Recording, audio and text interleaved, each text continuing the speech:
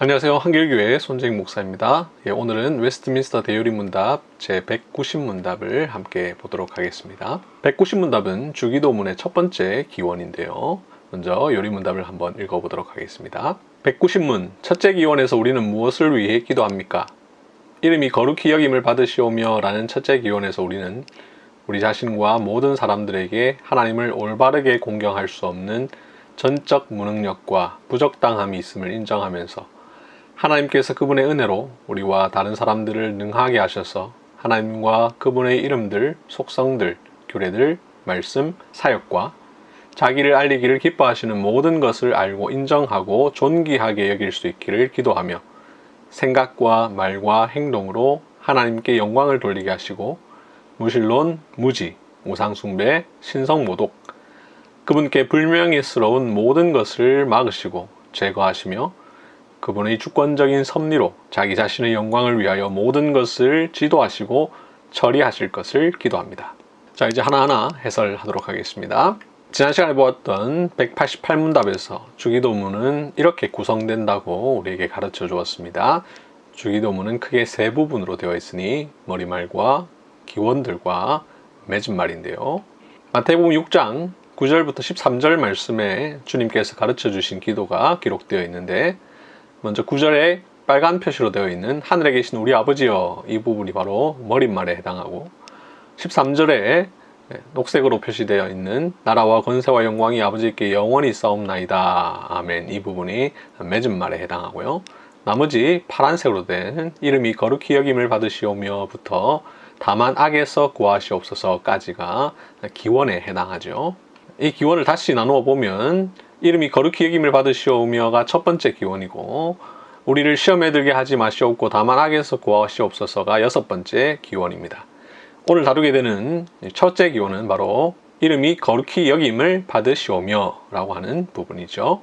이 첫 번째 이름이 거룩히 여김을 받으시오며부터 세 번째 뜻이 하늘에서 이루어진 것 같이 땅에서도 이루어지다 하는 부분은 하나님의 영광을 위한 기도이고요. 네 번째, 오늘 우리에게 일용할 양식을 주시옵고부터 여섯째, 우리를 시험에 들게 하지 마시옵고 다만 악에서 구하시옵소서 하는 부분은 우리를 위하여 기도하는 것인데, 이런 구조는 우리가 기도를 함에 있어서 무엇을 더 중요하게 여기고 무엇을 우선시해야 하는지를 순서적으로 잘 보여주고 있습니다. 먼저 첫 번째 기원, 이름이 거룩히 여김을 받으시오며인데요. 자, 여기에서 이름은 누구의 이름일까? 원문에 따르면 너의 이름이라고 되어 있습니다.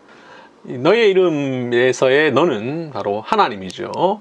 그것을 생략하고 이름이 거룩히 여김을 받으시오며 라고 되어 있는데, 헬라어 원어에서는 너의 이름이 거룩히 여김을 받으시오며, 혹은 외국어는 높임말이 없으니까 우리식으로 번역을 하면 당신의 이름이 거룩히 여김을 받으시오며가 되겠죠. 자, 그래서 마태복음 6장 10절, 우리 개역 한글과 개역 개정인데요. 지금 보통 한국교회에서 사용하는 주기도문은 이 개역 개정에 있는 것을 가지고 합니다. 아닌 경우도 있고, 또 어떤 교단에서는 21세기 찬송가, 즉 새 찬송가에 실려 있는 주기도문을 주기도문 번역으로 사용하는 경우가 있는데, 이렇게 번역이 서로 다르다 보니까 혼선이 있는데요. 아무튼 개역 개정과 개역 한글에는 이름이 거룩히 여김을 받으시오며 라고 되어 있는데, 우리 새 찬송가 21세기 찬송가에 보면 아버지의 이름을 거룩하게 하시며 라고 해서 좀 더 의미를 더 살려서 번역을 했습니다. 자, 그러면 왜 이름을 거룩하게 해야 하는가를 생각해 보도록 하겠습니다. 일반적으로 이름이란 그 이름의 당사자와 매우 밀접한 관계가 있습니다. 예를 들어 제 이름이 손재익인데요. 저를 손재익 이렇게 이름을 부를 때 그 이름은 손재익이라고 하는 사람 자체를 가리키죠. 그래서 이름은 단순한 호칭 이상으로서 그 사람 혹은 그 사람의 존재를 뜻하는 경우가 많이 있는데, 성경에서는 더 그런 경우가 많이 있습니다. 특별히 성경에 보면 아담이라든지 하와라든지 가인이라든지 노아라든지 아브라함의 이름을 보면 그 이름 속에 담긴 의미가 그 사람의 사명 혹은 그 사람의 존재의 의의를 나타낼 때가 많이 있는데요. 예를 들어 하와라라는 이름은 원래 그의 이름이 아니었고, 원래 그의 이름은 여자였죠. 그런데 선악과를 따먹은 뒤에 하나님께서 그에게 벌을 내리시고 또 그에게 은혜 언약을 맺으신 뒤에 너의 이름을 이제 더 이상 여자라 부르지 말고 하와라 부르라 라고 하면서 그 하와라는 이름의 뜻은 생명이니 곧 모든 산자의 어머니가 된다 라는 말씀을 하고 있습니다. 이 이름을 바꿔주심으로 하나님께서는 사명을 부여해 주시는데요. 이렇게 성경에서 이름은 그 사람의 존재와 존재의 혹은 사명을 나타낼 경우가 있죠.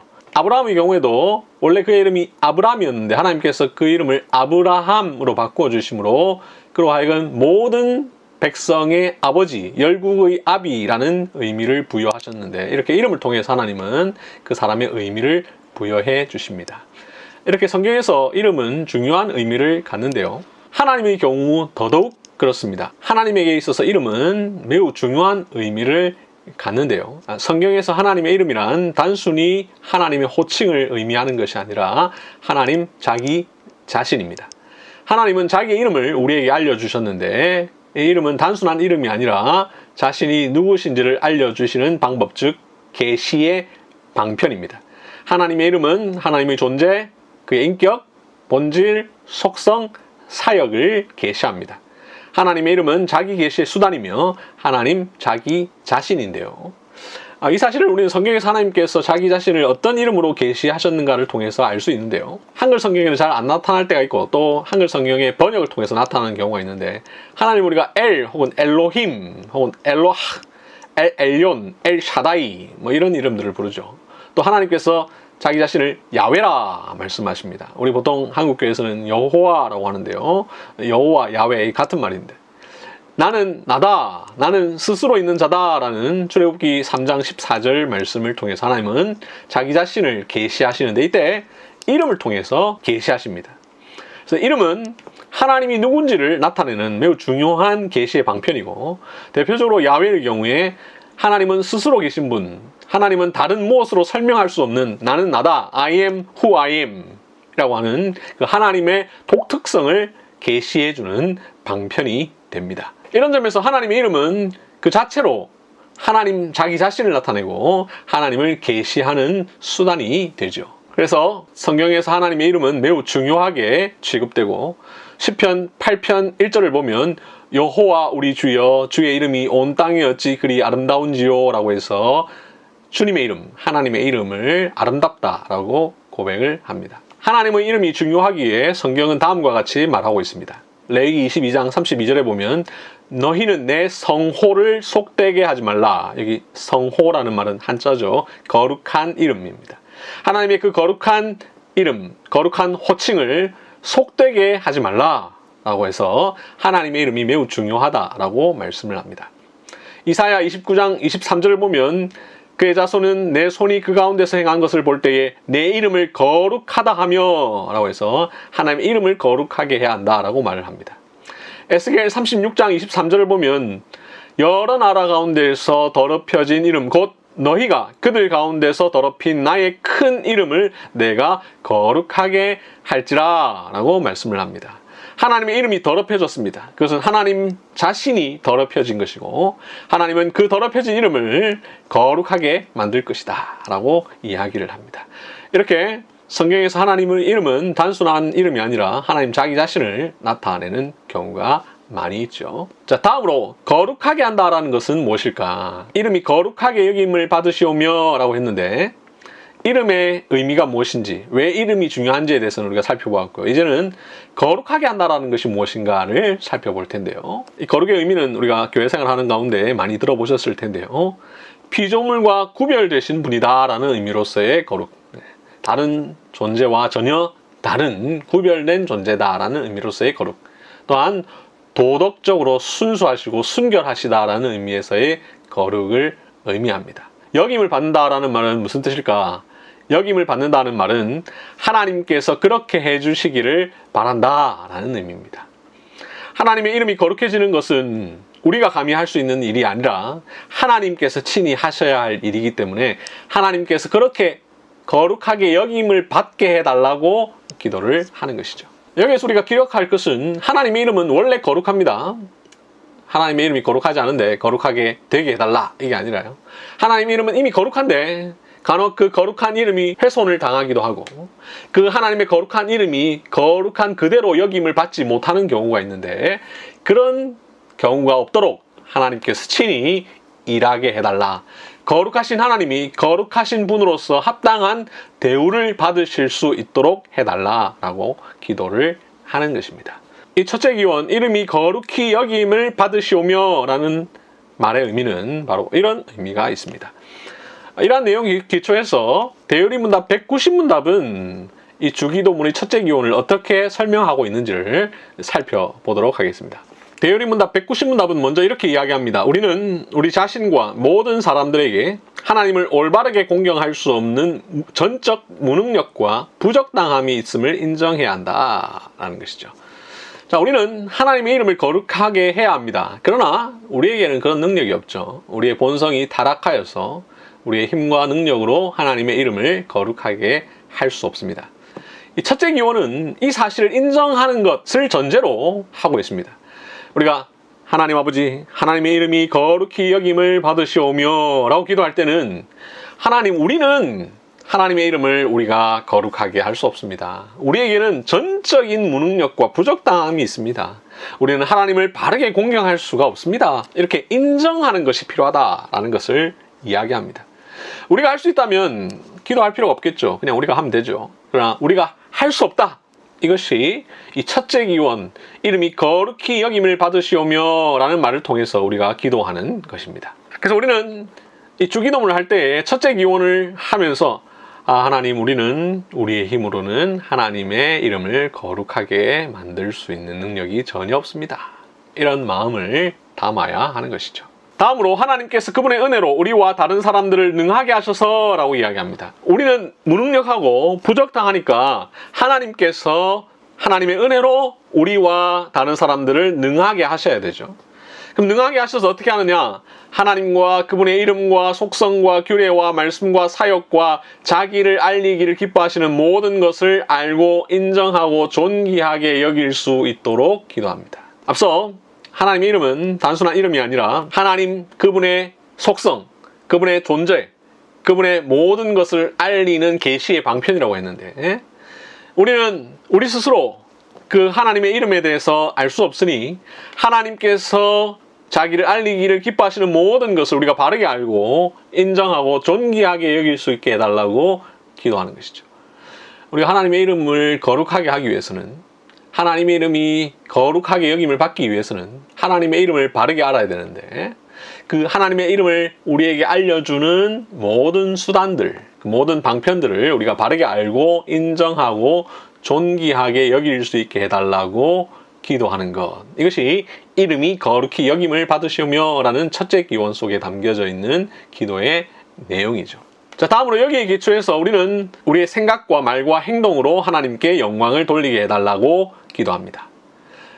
하나님의 이름이 거룩히 여김을 받기 위해서는 우리 모두의 생각과 말과 행동으로 하나님께 영광을 돌려야 되는데, 우리는 우리의 스스로의 힘으로 하는 것이 아니라 하나님께서 우리에게 알려주시는 방편들을 통해서 우리의 생각과 말과 행동으로 하나님께 영광을 돌리죠.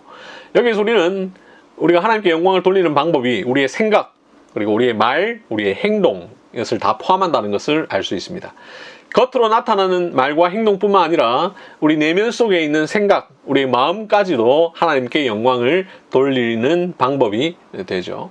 다음으로 무신론, 무지, 우상숭배, 신성모독, 그분께 불명예스러운 모든 것을 막으시고 제거하시며 그분의 주권적 섭리로 자기 자신의 영광을 위하여 모든 것을 지도하시고 처리하실 것을 기도합니다 라고 기도하는데요. 하나님의 이름이 거룩히 여김을 받기 위해서는 우리가 하나님의 이름을 거룩하게 하는 것도 필요하지만 하나님께서 하셔야 되고, 또 하나님의 이름을 거룩하지 못하도록 만드는, 하나님을 거룩하지 못하게 만드는 모든 것들을 막고 제거해야 되는데, 이 일을 하나님께서 해달라고 기도하는 것입니다.